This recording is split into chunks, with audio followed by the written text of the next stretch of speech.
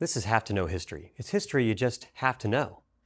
Now, you know the Trojan War story, a wooden horse being taken into the city of Troy and destroying, the Greeks destroying the city of Troy, and you know basically the gist of the story. The mythological beginnings go way back to Helen of Troy, who was taken away by Paris. Helen was the prize in a contest to see who the fairest of the goddesses were between Aphrodite, Hera, and Athena. And Paris, the judge, gave the golden apple to Aphrodite after she basically bribed him to get the most beautiful woman in the world, which just so happened to be Helen, who was already married to a guy named Menelaus, who was upset that his wife was taken and his palace was robbed. And so he went to his brother Agamemnon and said, hey, can you help me to get my wife back? And so that's basically the gist of the story. And you got Achilles involved in this story as well. And they're sailing around. It takes forever for them to get to Troy. And then when they finally get near Troy, they're fighting all these different battles. And that's basically where the Iliad starts. The Iliad starts, one of my all-time favorite books, by the way, at the war's already been going on for 10 years. 10 long years, and they cannot seem to get inside the city of Troy. Well, here's the deal. The story of the Iliad really gets started with a battle or an argument between Agamemnon and Achilles. Achilles had taken a war bride. He apparently took over some town and took a war bride. I'm kind of summarizing it for you here. But he took this girl named Briseis as a war bride. Now, basically, here's the situation. When you conquered a town in the ancient world, you could take one of the most beautiful women out of the town, maybe the daughter of the king or the city mayor or whatever, and you would take her as your war bride, and you basically collect another wife. And the girl has nothing to say about this at all. It's not even up to her at all. And partly that was because she's good looking, but partly because it's an insurance policy. Basically, hey, I've got your princess, so y'all better behave, and if you don't behave, she's the first one that dies, right? So that's basically it. And so maybe the town needs to chill out a little bit and not rebel. So all right, so we have that going on. Achilles has this, she's beautiful. She's absolutely beautiful. So beautiful, in fact, that Agamemnon, the king, says, hey, Achilles, I see that girl you've got. I think I'm going to take her as my war bride. And Achilles says, what? No, you're not. She's mine. She's my war bride. I stole her fair and square, right? Get your own girl. And Agamemnon says, I don't think so. I think I'm going to take this girl as my war bride. Achilles says, wait a minute. No, dude, that's mine. I'm not giving her to you. And Agamemnon said, look, I'm the king. I do whatever I want. I'm taking this girl and there's nothing you can do about it. And Achilles says, fine, I quit. I quit the war. I quit everything. Good luck trying to defeat the city of Troy without me. You need me. Everybody knows I'm the best fighter in the world. And Achilles was not wrong. His mom, when Achilles was young, his mom, the goddess Thetis. Remember, Achilles he's a demigod, kind of, half man, half mortal, because his mom was the goddess Thetis, and his dad was this mortal king named Peleus. Well, when Achilles was born, his mother dipped him in the river Styx, the river of death, with the heel, holding onto his heel. So basically, he's invulnerable. The problem is she was not apparently smart enough to cover the rest of his heel with the water, so that was his weak spot. Anyway, he was the best fighter in Greece. Nobody could kill him, and everybody knew it. So Achilles quits. He stomps off, and he's going somewhere else to sulk, and to complain and be upset about this whole situation. Meanwhile, Agamemnon has this girl. That's great and everything, but the Greeks can't win without Achilles, and everybody knows it. So the Greeks start losing battles. They cannot beat the Trojans without Achilles, and everybody knows it. So this is the big complaint. Well, Patroclus, who happens to be, or Patroclus, there's lots of different pronunciations, who happens to be a good friend of Achilles, or maybe a relative, or who knows, right? He says, look, I'm going to go talk to Achilles. I'll see if I can smooth things over. So Patroclus goes to talk to Achilles. Achilles is nowhere to be found. Patroclus sees the armor of Achilles laying in Achilles' tent. And maybe he did talk to Achilles, and Achilles said, no, I'm never going to fight for Agamemnon again. See ya. And he takes off. Well, Patroclus gets that armor when Achilles is away, and he puts the armor on himself, Achilles' armor. And he gets on a horse, and he rides out to the battlefield, and he starts to, and the people were like, guys, look, it's Achilles. Achilles is back. We're going to win again. Yeah, right. And they're all excited. They're all having a great. They're loving this. They're back. We're back, baby. We're back in business, right? And here's Patroclus riding a horse. He's like, yeah, all right, we're going to win again. And the Greeks start winning again. They start doing well in their battles, and it's going. And they get all the way to the gates of the city of Troy, and they're about to get in, right? I mean, they're doing all right. They think that Achilles is back. Well, meanwhile, inside the city of Troy, the main hero for Troy is a guy named Hector. He's the son of King Priam, who happens to be, King Priam is the father of Hector and Paris, the dude who started this whole thing by stealing Helen. Hector's in there and he says, I gotta go out and face Achilles, right? I have to go out and face him. And of course, his wife is saying, "No, you're not. Achilles is the best fighter in Greece. Everybody knows that. You're going to die if you, and you're going to leave me as a widow, and you're going to leave your poor son without a father if you go and fight. You can't do that. You have to stay away." He's like, "I got to do what I got to do." Now, here's the thing.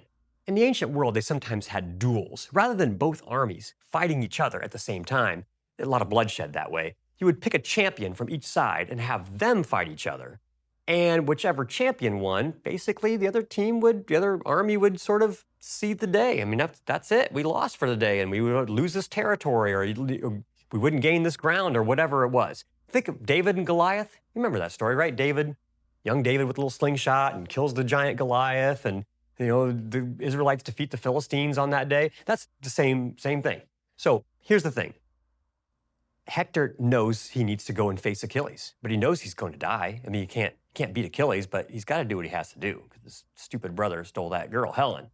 So Hector goes down and he's, okay, ready for battle. And here's Patroclus, probably like peeing his pants. He knows he's not Achilles. He has Achilles' armor, but that's all he has. And he's, okay. And they're starting to fight. And Hector's like, wow, this is easier than I thought it might be against Achilles. I thought I would lose right off the bat, and I'm doing better than I thought. And Hector kills Achilles. And Hector's like, whoa, what the heck? I didn't think that was going to happen. Okay. And the Greeks are like mortified. They can't believe Achilles, invulnerable Achilles, the best fighter in the world, has died. They can't believe it. And Hector backs up and says, okay, collect your dead. I mean, that was what you do. That's classy. You collect your dead. We're done for the day. Maybe we'll kill each other again tomorrow, right? And so Hector goes back into the city, and the Greeks come and they collect Achilles. But then when they take off the armor, they're like, of course, it's Patroclus. That's why Hector was able to win. It's Patroclus. Oh, we got to tell Achilles. So they track down Achilles and tell Achilles, and Achilles is like, leave me alone, right? But they said, no, seriously, Patroclus is dead. What? How could Patroclus be dead? And Hector killed him. Patroclus dressed up in your armor, pretended he was you, and Hector killed him. And Achilles is like, I'm an idiot. I'm such an idiot, and I shouldn't. I feel terrible. I mean, he's crying, whatever. My dear friend, Patroclus is dead because of me.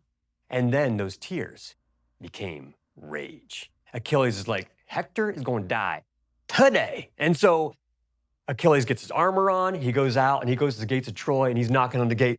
Hector, come out and meet your doom. And Hector's like, what in the world? Didn't we just do this? I thought I just killed this guy, right? Hector, come out and meet your doom. And Achilles is out there like, he's like strong, like a bull ready to charge, and Hector's inside thinking, that must not have been Achilles. I must have killed somebody else, and I guess I got to go out and fight this guy, And his wife's like, no way, you're not going out. You will die. Look at this guy. Look at this guy. It's Achilles. That's for real Achilles out there, and he's going to kill you. You cannot fight him. And Hector's like, I got to do it, man. I got to do what I got to do. See, kiss his wife goodbye and kiss his little son goodbye, and he goes out knowing, this is not going to be good for him. He goes out, and he's like, all right, let's do it. And Achilles is like, all right, come on, let's go. And Achilles is like doing all his Achilles move, and Hector's like, he knows he's outmatched. And eventually, there we go, Hector's dead. He's laying on the battlefield. And what? Achilles is like practically like, dancing over, whatever, doing the gritty or whatever. And here's the thing, Achilles should have backed off and said, okay, take your dead and, we'll do this another day. But that's not what he did. Achilles took Hector's body, tied a rope around the feet, and then tied the other end to his chariot and took a little joyride around the city of Troy, dragging Hector's dead body behind the chariot and mangling it all up. I mean, you don't do that. That is just wrong. I mean, you do not do that. The people of Troy, King Priam, seeing his son being dragged around, the other people of Troy are like, oh my gosh, what is he doing? What? That's so bad. They wanted just to collect the dead body and have a funeral, and now this is happening and they're like just disgusted by it. The Greeks themselves are even they are disgusted by this. Like, dude, that's bad. You don't do that. The gods are disgusted by it, especially the god Apollo. Apollo hates Achilles because Achilles is such a bragger all the time. And so we've got Achilles, or the god Apollo hates Achilles and is seeing this with disgust. Well, gets all the way around. Achilles unties Hector after they get back to the gates of Troy, and he says, King Priam, come get your boy. And Priam comes out and says, why you got to be this way? Why do you have to do this? And Achilles is like, it's what he deserves. He got what he deserved. And King Priam's like, oh my gosh, you're such a jerk. So anyway, takes the body inside, they have the funeral, it's awful and everything. And, Greeks, here's the thing. The Greeks still cannot get inside the city of Troy. Troy has these defenses, these city walls, and the Greeks, even after Hector's dead, they still can't get inside. So Odysseus comes up with this story, this idea, right, of this Trojan horse. We'll make a big horse, and we'll put some soldiers inside. We'll pretend it's a trophy, and we'll give it to the Trojans, right? And why a horse? Because the people of Troy worshiped horses. It was a sacred animal for them.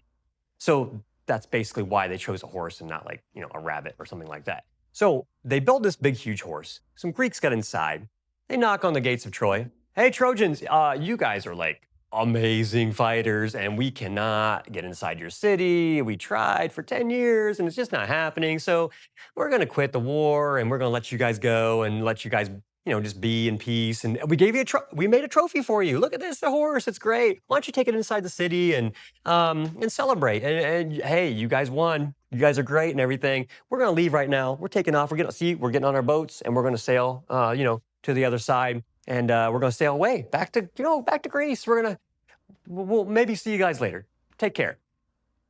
And the Greeks start sailing away, but they only sail away a little ways. I mean, they're just hiding kind of, Meanwhile, the people of Troy are thinking, do we let this thing into the city? What should we do? And some people were like, dude, no, it's like, you can't. And other people were like, oh, absolutely. Look, we're winners. We have a trophy. Let's bring it in. This dude named Laocoon, like, I don't know about this. Snakes come up and crush him to death. And they thought, it's a sign. Let's bring it in. So they brought this thing into the city, and they're partying like crazy. They're drinking, they're partying, whatever, passed out. They're having a great time. It's like, lighting dumpsters on fire or whatever, like they won the Super Bowl or something. These Trojans are having this great party. And meanwhile, the Greeks are sitting inside this, horse, right? This Trojan horse. Well, at night, when everybody's passed out and sleeping and everything, the Greeks sneak out of the horse, open the city gates. The army is waiting right outside. They come on in and start lighting stuff on fire and burning and killing people left and right and in their sleep and everything. Here's Achilles just stabbing people all over the place. The city's on fire, and it's over. I mean, Troy is toast. Paris, he's watching this from his tower or whatever, and he sees what's going on. He sees what's happening, and he's like, he has to know that he caused this. I mean, it's his fault, His brother's dead now. His city's on fire. Everything's wrecked. And he thinks, but I can still kill Achilles. I can at least do that. So he gets out an arrow. And he gets his bow ready. And he lets it fly. Now, he's in his tower or whatever he's at. There's no way he's going to hit Achilles. And plus, Achilles is invulnerable anyway. But, you got to try. The arrow, the god Apollo, hates Achilles, right? Remember. He guides the arrow, hits Achilles in the heel. Achilles dies. And that's the end of Achilles, right? Now, Troy is over. It's done. It's on fire. I mean, you got Odysseus who escapes, and he ends up having a 10-year-long trip back home, and that's what the Odyssey is all about. And then you have this a guy named Aeneas he leaves and has this big adventure, and he escapes with his father and ends up going to what's now Rome, kind of, and starts the Romans kind of come from that. So there's a lot more to the story here. I mean, I've cut out a lot and I've modified it slightly, but that's it. That's the end. I mean, is it really true? Is there possibly the city of Troy that it actually exists? Well, we kind of think so. Heinrich Schliemann, the archaeologist, we think we found it in northern Turkey, the remnants of it. Was it burned? Yeah, it was burned by fire. We can see the ash and all of that. So, we think it may have been an actual, real, true thing. Was there actually a wooden horse that was? I don't know about that. I mean, maybe. Who would make that up? I mean, it sounds like something somebody would have come up with. So, sure, maybe. And it was brought in. And then you have, Achilles. Was it possible there's a real guy named Achilles who actually was a great fighter? Yeah, why not? Sure, it could have very well been the case. Now, was he invulnerable, dipped by his mother in the river Styx? No, probably not. So is it possible to die by getting shot in the heel with an arrow? But here's the thing. Maybe he got shot in the heel with an arrow and it got an infection and he died, but you would think that would take a few days. That would take a while to get gangrene or whatever and die. So, I mean, it's possible. What if the arrow actually hit him in the heel, between your heel and your calf muscle is that tendon, the Achilles tendon. What if that got hit by the arrow and got cut? I mean, his calf muscle would have shriveled up and balled up like, pulling the blinds up, in the back of his leg, and he would be rolling on the ground writhing in agony, and he'd be crippled. I mean, nowadays we have surgery, you could fix it and whatever. Back then, you're done, you're crippled for life. You can't fix that. He's rolling around on the ground and somebody sees him and says, oh, there's the mighty Achilles. All right, that's the end of Achilles, right? And maybe that's how he actually died. It's possible. And then it just got mythologized and telephone gamed over the centuries. And eventually Homer wrote it down hundreds of years, 400 years or whatever after the battle actually probably took place. And that's the story. Isn't that amazing? It's like one of the greatest stories, one of my all-time favorite stories, the whole thing. And you got the whole Minotaur myth, and you have all this other stuff, all that same time period of the Greek Dark Ages is just fantastic. It's a great story. Thank you for joining me on this. This is basically the story I tell my students every year. Try to get their attention as much as I can. But anyway, I have fun with it because I love the story. It's a great story. The Greeks can write a story. That's for sure. Hey, thanks for joining us. Have a good one. Subscribe and like if you want to see more content like this in the future. Have a good one.